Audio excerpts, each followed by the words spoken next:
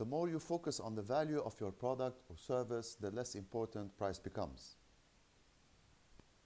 Hello, I am Coach Gabi Awad, and today I want to talk about a very common question I get: how to sell value versus selling price.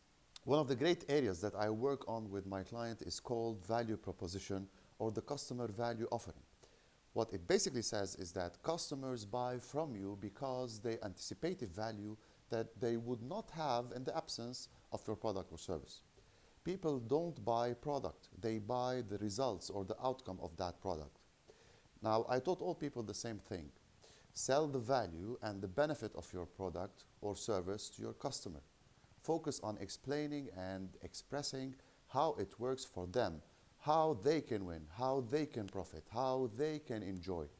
If you focus on the value, the price becomes less and less important. If you don't focus on value, the only thing you can talk about is price.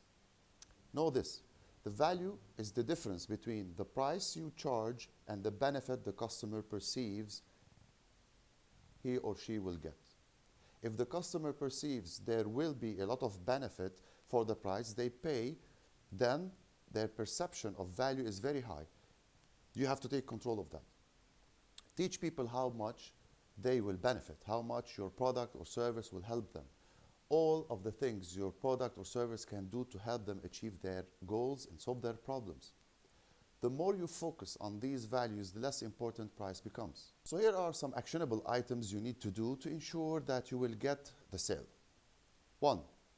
Ask yourself, who is the person who is most likely to buy my product and buy it immediately? Then create a customer avatar or a model customer in your mind based on this information. How old are they? Are they male? Are they female? Do they have children? How much money they earn? What is their level of education, etc. Once you have done this, you would be able to move to the next step, which is number 2, identify their problem. So identify your ideal customer's problem clearly. What kind of a problem does your perfect customer have that you can solve? If you defined early on your ideal customers clearly, then these people will pay you to solve their problems.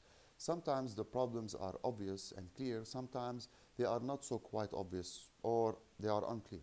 Sometimes the problem does not exist for that specific customer, so they won't buy from you, and that's fine. 3, make a list of all the benefits of your product or service and the way it will solve your customers' problems. The more benefits and solutions you can clearly provide your customers, the less they will be able to deny that your product will solve their problem. Before we wrap up, I'd like to stress again: the more you focus on the value of your product or service, the less important price becomes.